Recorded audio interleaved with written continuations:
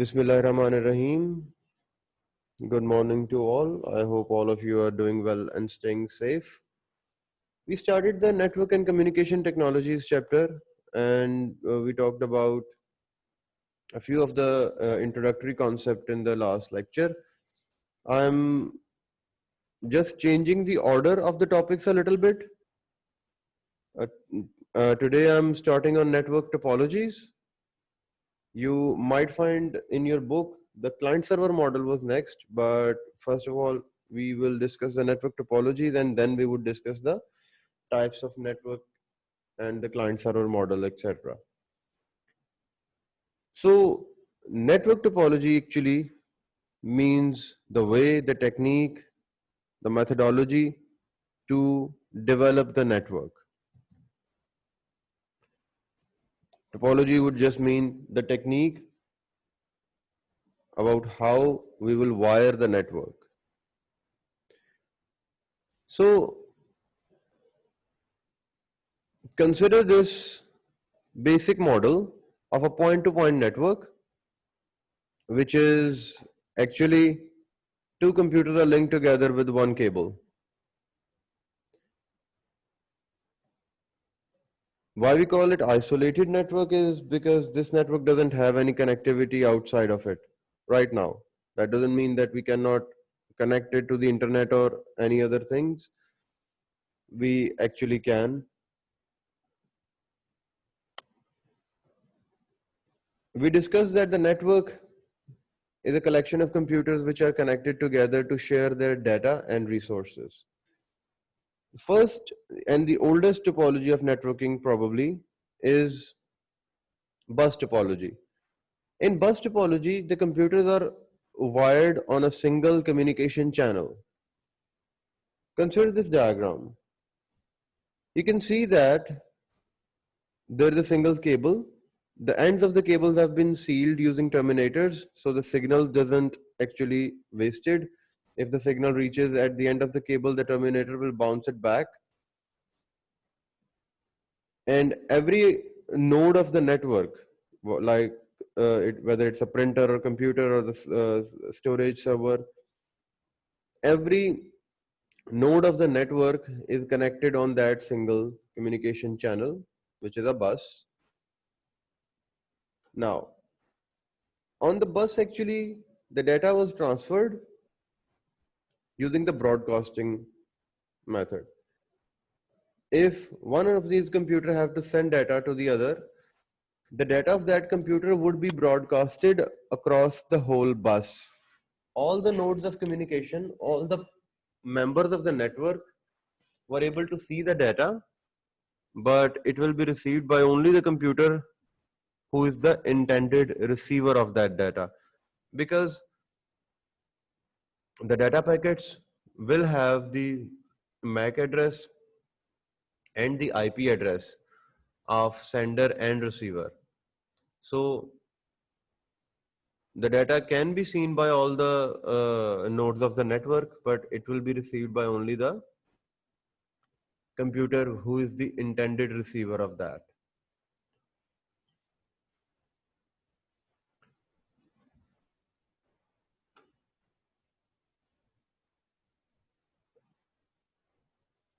The advantages of bus topology, first of all, it is easier to implement.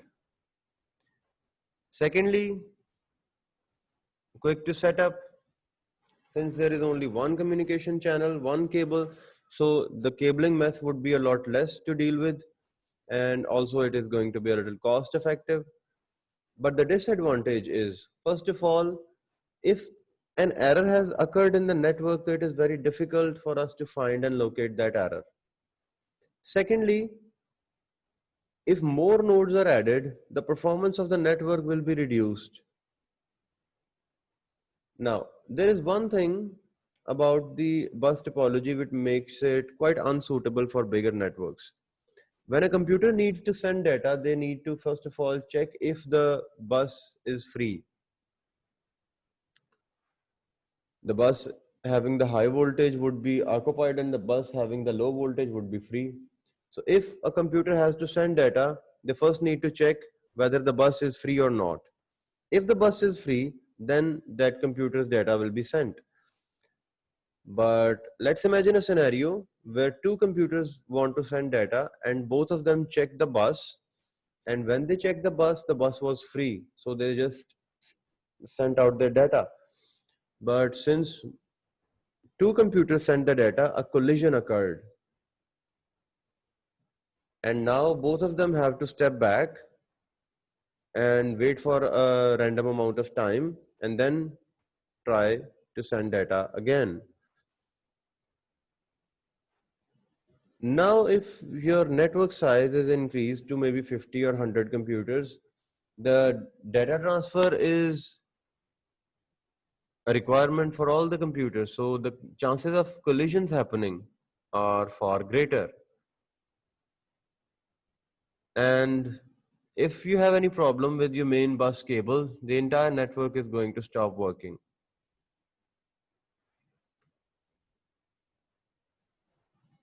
And the last thing is, since all the computers can see the data being transmitted, the data is also not very secure. As I told you, on the bus, the data is actually sent by broadcasting. Means the data is sent to all the devices connected to the network, and the device whose IP and MAC address is matching the data packets can pick up the data packets. But since all the devices have access to data, the data can be easily hacked.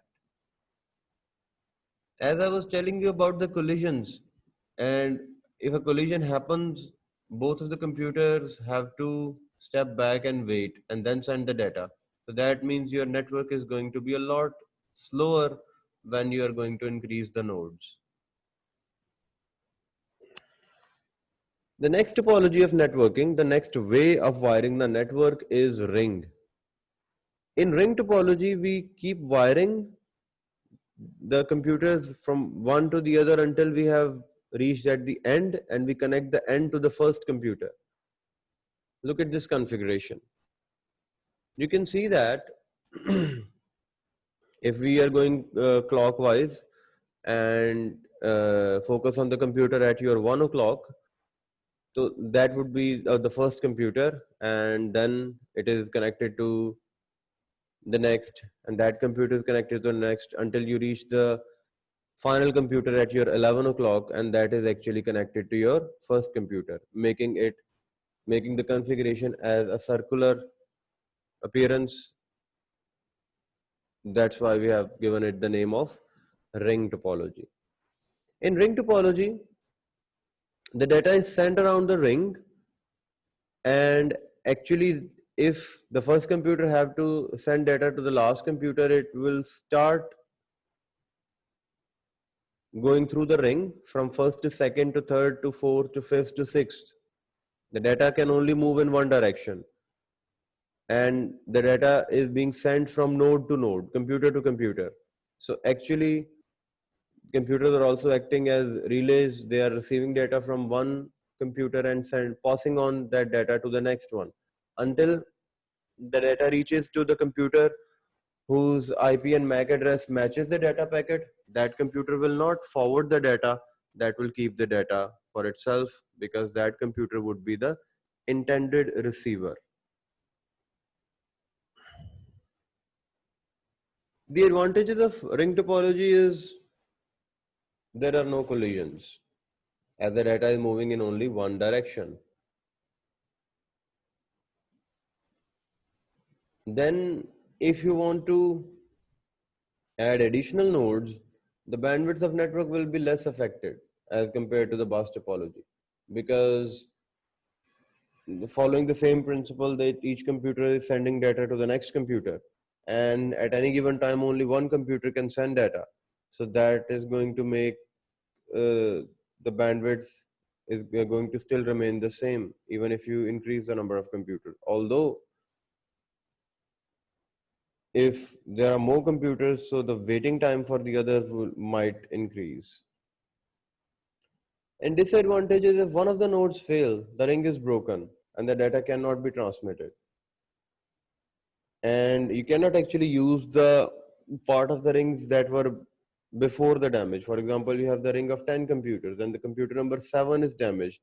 So your data transmission for the first half from 1 to 6 computer will also be affected. Again, the ring topology is also very difficult to troubleshoot.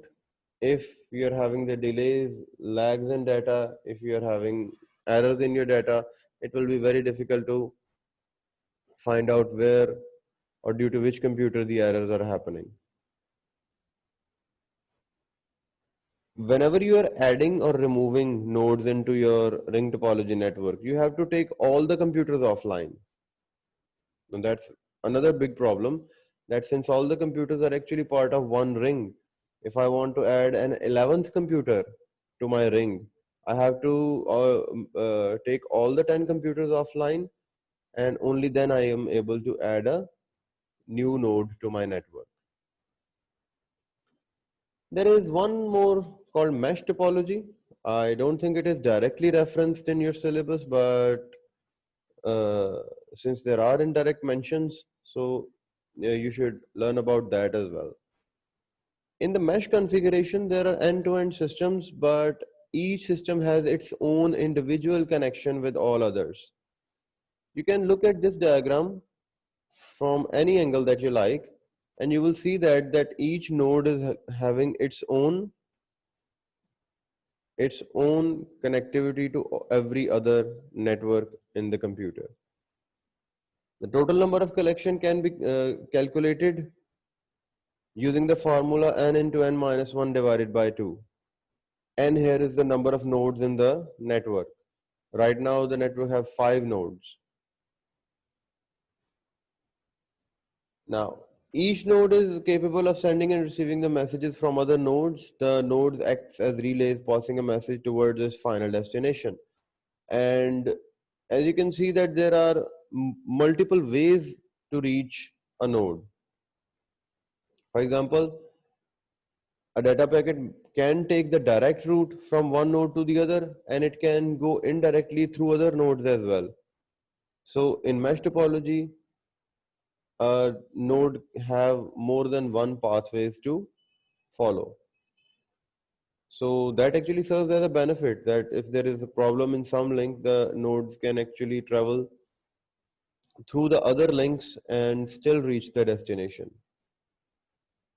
The advantages would be the messages can be received more quickly if the route of the intended recipient is short, as I have shown you that there are multiple routes that the packet can take. Then, since there are multiple routes, the message must always reach the destination.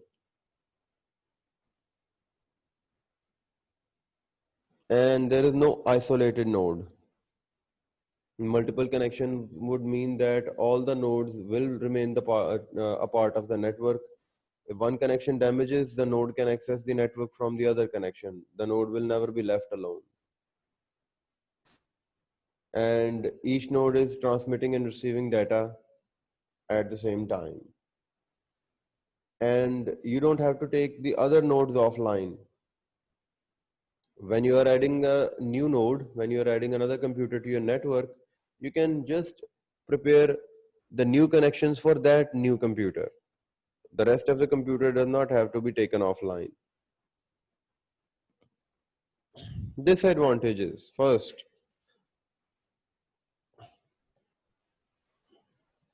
if you have, let's say, 20 or 50 computers, a mesh topology network would be impossible to set up, because then you will have to find a network card that can support 20 connections at the same time. That would be impractical to do.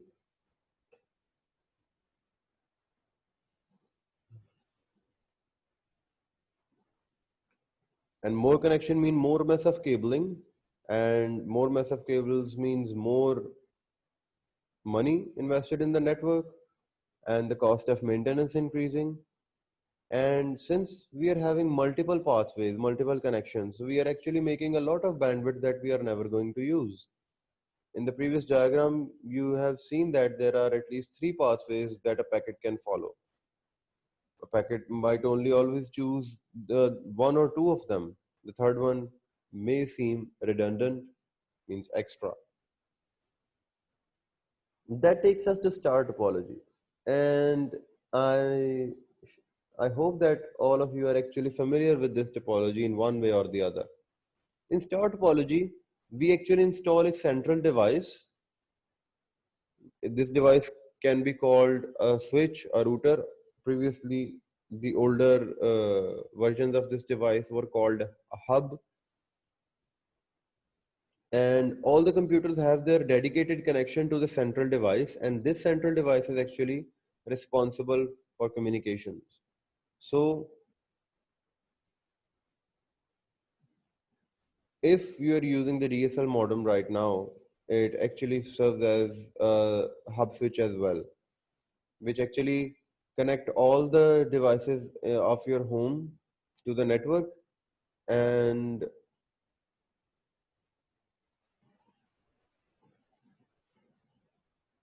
being part of one network, your devices can share the data and resources with each other as well.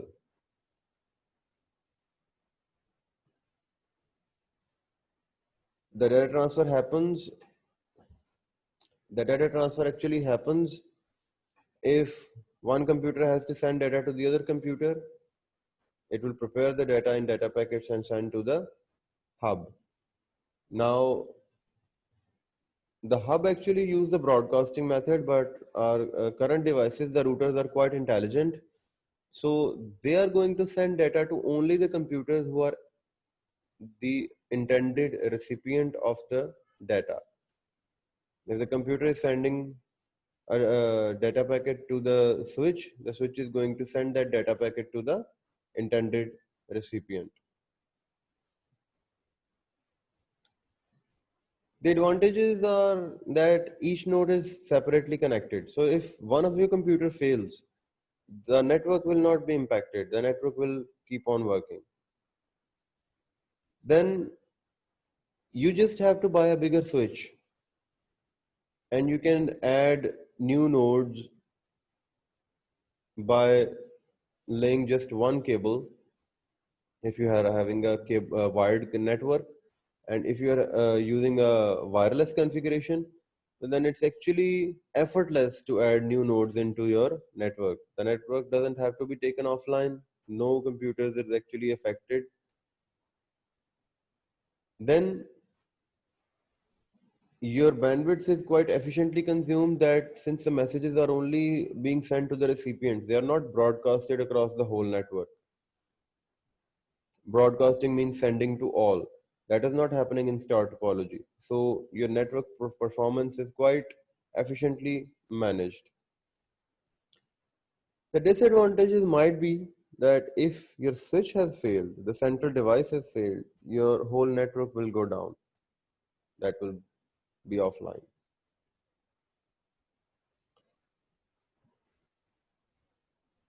A star topology network which is based on wires requires individual cables for all the computers. So that is going to be a little expensive, since you have to, if you are wiring a network of 12 computers, you have to find individual cables for all of them. So that is going to be a little costly. Bottlenecking can occur. Too many people trying to access the internet. What happens? Internet chokes. All of them actually end up waiting. So if there is too much traffic passing through the central switch and the switch is not able to handle it, the network will become slow. That phenomena is called bottlenecking. The last one would be a hybrid topology. Consider this diagram, that we have three different networks of three different topologies, and we can actually connect them together. That actually makes that into a hybrid topology. And a hybrid topology actually gives us the benefits of all the topologies that we have just discussed.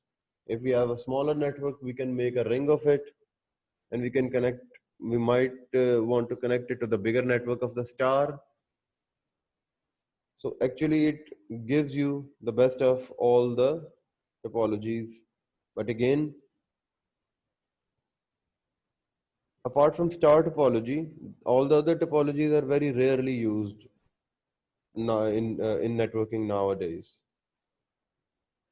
The advantages of hybrid topology can be, as I told you, that it can have the best features of all the topologies, but the disadvantage is that it is actually complex. You must have all the equipment to set up all the different topologies, and you must have a good skill and knowledge of networking to set the hybrid topology up. You